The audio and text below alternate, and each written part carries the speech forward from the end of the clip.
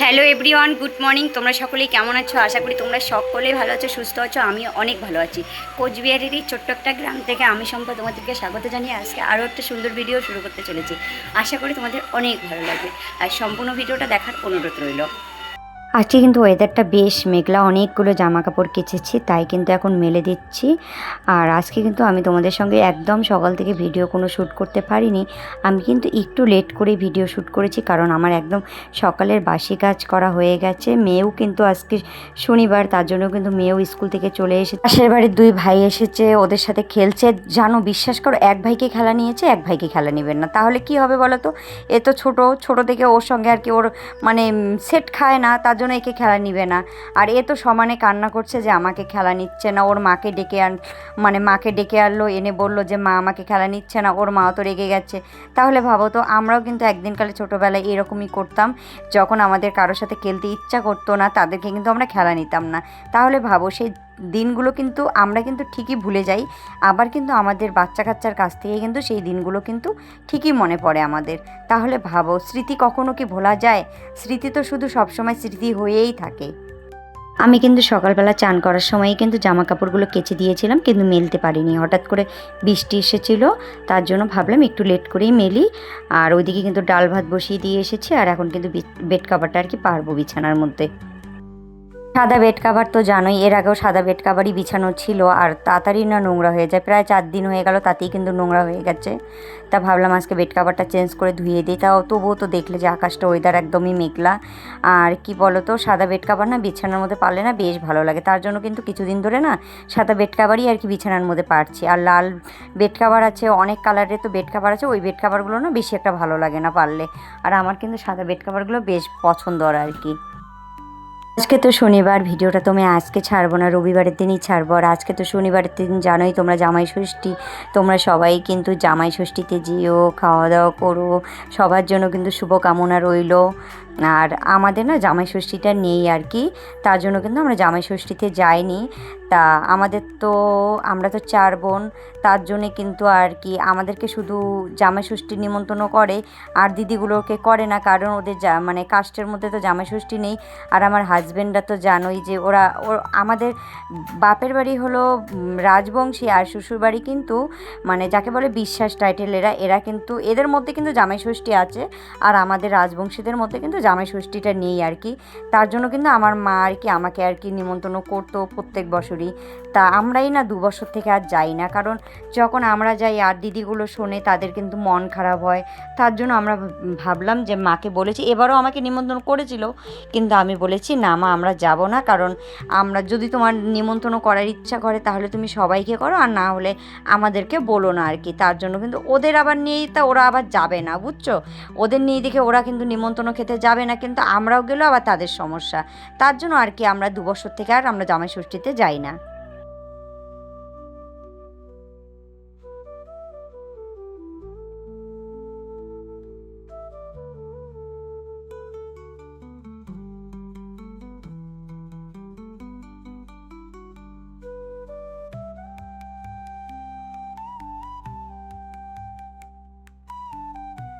আজকে কিন্তু আমার একটু ঘুম থেকে উঠতে লেটও হয়েছিল, আর বৃষ্টির জন্য কিন্তু কাজ করতে একটু দেরি হয়েছিল।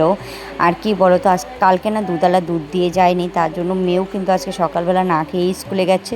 তোমাদের দাদাভাইকে বললাম যে চা খেয়ে যাও, ও বললো কি না আজকে আর চা খাবো না। তা দুধ তো নেই, তারপরে পাশের বাড়ির থেকে একটু দুধ এনে চা করছি। তবুও জানো, চাটা খেতে বসেছি, একটা কোথায় থেকে একটা মশা এসে চায়ের মধ্যে পড়ে গেল। তাহলে ভাবো তো, আজকে চা খাওয়া একদম আমাদের 3 জনেরই কারোই আর কি চা খাওয়া আজকে আর কি হলো না। তাহলে ভাবো তো। সকালবেলা ডাল করলাম আর ডিমের মামলেট করলাম, এগুলো দিয়ে কিন্তু সকালের খাওয়া দাওয়াটা হবে। আর দুপুরের রান্নাটা কিন্তু আমার শ্বশুর বাড়িতেই আর কি হবে। ওখানে আমার ননদ আসবে, ননদের বর আসবে জামাই ষষ্ঠীতেও, ওখানেই আর কি দুপুরবেলা খাওয়া দাওয়া আর কি মানে খাওয়া দাওয়া করতে বলেছে। তার জন্য কিন্তু দুপুরবেলা ওখানেই খাবো, আর সকালবেলাটা খালি ডিম দিয়ে আর ডাল দিয়ে সকালবেলাটা আমরা খেয়ে নিব। আমার শাশুড়ি বলেছিল যে সকালবেলা তোমার রান্না করতে হবে না, সকালবেলাটা ওইখানেই খেও। তা ভাবলাম না, সকালবেলাটা বাড়িতেই খাই, ওখানেই দুপুরবেলা আর কি খাবো।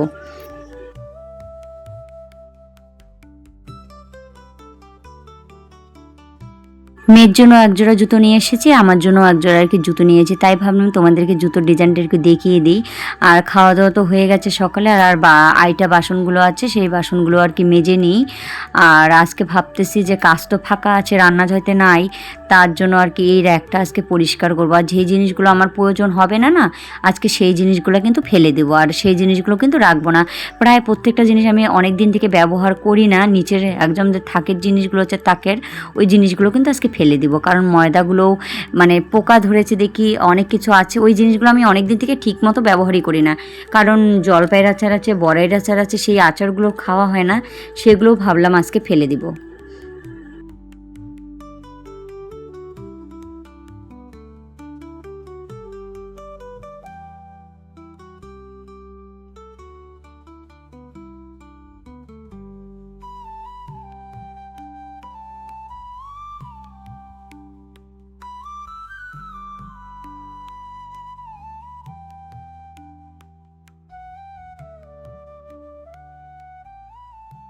কৌটোর মধ্যে যা ছিল আজকে আর কিছু রাখবো না, সব ফেলে দেবো। এই জিনিসগুলো অনেক দিন থেকে আমি ব্যবহারও করি না।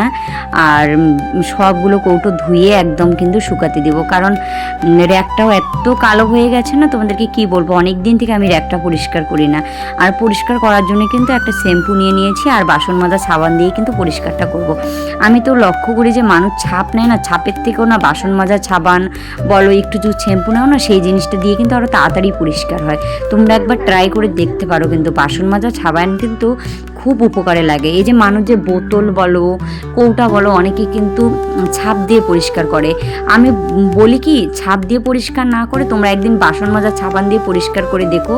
বাসন মাজা সাবান দিয়ে বোতল বলো, কৌটা বলো না, বেশ মানে বেশি পরিষ্কার হয়।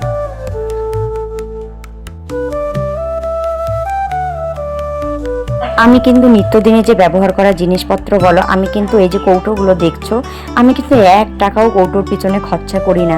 কারণ আমাদের যে দোকানে এত সুন্দর সুন্দর কৌটা হয়, তাহলে বলো তো কে কৌটা কিনবে? আমি তো এগুলো দিয়েই ব্যবহার করতে পারি। তার জন্য কিন্তু আমি কখনো কৌটার পিছনে পয়সা খরচা করি না। এই আচারগুলো কিন্তু এখন ফেলে দেবো, বড়াইয়ের আচার আর জলপাইয়ের আচার। এই আচারগুলো না একদম কেমন জানি গন্ধটা হয়ে গেছে, তা ভাবলাম রেখে আর লাভ নেই, এই আচারগুলো ফেলে দিই। জায়গাতে র্যাকটা ছিল, সেই জায়গাটাও ভালো করে আর কি ঝাড় দিয়ে তারপর কিন্তু মুছে নেব। আর জায়গাটা দেখো কালো হয়ে গেছে, কারণ ওই ভিতরেতে এত ভিতরে কিন্তু মোছা যায় না, তার জন্য কিন্তু একদম ওই জায়গাটাও কালো হয়ে গেছে।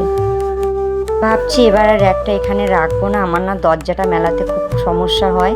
এবার আর কি র্যাকটা একটু নিচের থাকে রেখে দেবো, কারণ ওখানে অসুবিধা হয়, তো দেখি অন্য জায়গায় রেখে দেখি কীরকম সুবিধা হয়। দেখো আমার কিন্তু একটা কৌটাও কিন্তু আমি পয়সা দিয়ে কিনি না, প্রত্যেকটা কৌটা কিন্তু আমাদের একদম দোকানের। তাহলে বলো তো, এত সুন্দর কৌটা থাকতে কেউ কি পয়সা খরচ করে কৌটার পিছনে? আজকে কিন্তু আমি সকালবেলা ঘর মুছি নেই, তাই ভাবলাম একদম ঘরটার পরিষ্কার করে তারপরে একদম ঘর মুছে নিব আর কি। বাজার থেকে কিন্তু আমি চলে এসেছি, কারণ বাজার কিন্তু আমি অনেকক্ষণ আগে গিয়েছি। বাজার থেকে এসে খাওয়া দাওয়া করলাম, তারপরে কিন্তু আর কি রান্নাঘরটা গুছিয়ে নিচ্ছি।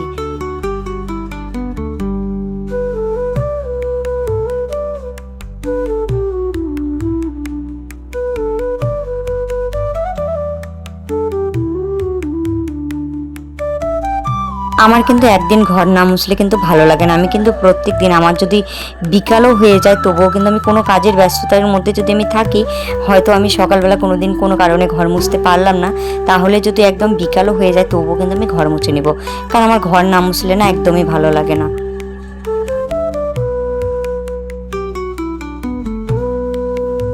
আমি কিন্তু জানি না আমার ভিডিওগুলো কী রকম হয়, তোমরা একটু আমাকে কমেন্টের মাধ্যমে জানিও যে দিদি ভাই তোমার ভিডিওগুলো, আমার যদি কোথাও ভুল হয় তাহলে অবশ্যই আমাকে কমেন্টের মাধ্যমে জানিও।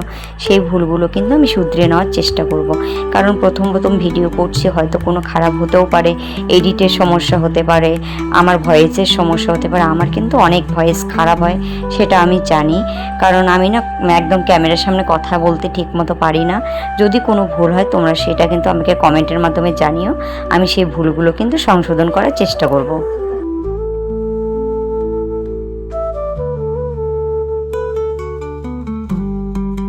দুপুর হয়ে গেছে, এখন দুপুরের উঠানটাও ঝাড় দিয়ে নেব, তারপর কিন্তু হাত মুখ ধুয়ে একটু রেস্ট নিয়ে তারপর আর কি ওই যে ওই বাড়িতে আর কি যাবো, শ্বশুর বাড়িতে।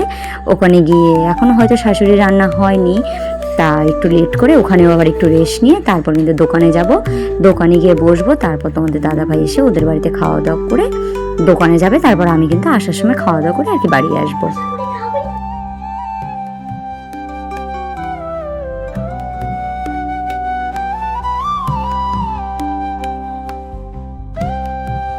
তিন দিন হয়ে গেছে দিদির ছেলে কাঁঠাল দিয়ে গেছে, কাঁঠালটা আর খাওয়া হয়নি। তা আজকে ভাবলাম দুপুরবেলা তো অনেকটা ফাঁকা আছি, তা আজকে কাঁঠালটা আর কি খাওয়া যাক। কাঁঠালটা না ভীষণ টেস্টি, কিন্তু এত আঠা কাঁঠালটা, মানে খোলটানোর পরে কিন্তু আমার একদম হাত একদম তেল দিয়ে মেখে আগে হাত ধুয়েছি, তারপরে কিন্তু আগে কাঁঠাল খেয়েছি। তাছাড়া কিন্তু কাঁঠালটা একদমই খেতে পারিনি, একদম হাতটা একদম দাঁতের মতো আঠা হয়ে গেছে এত। তাহলে ভাবো কাঁঠালটার মধ্যে কত টেস্ট। আর কাঁঠাল খাবে তা আঠা মাখবে না, এটা কখনো হয়? তাই না বলো? তাহলে চলো বন্ধুরা, ভিডিওটা আজকে এই পর্যন্ত থাকলো। ভিডিওটা আর বড় করবো না, তোমরা যেখানেই থেকেই দেখো না কেন আমার ভিডিওগুলো একটু কমেন্টের মাধ্যমে জানিও। আর ভিডিওগুলো যদি খুব ভালো লাগে অবশ্যই একটা লাইক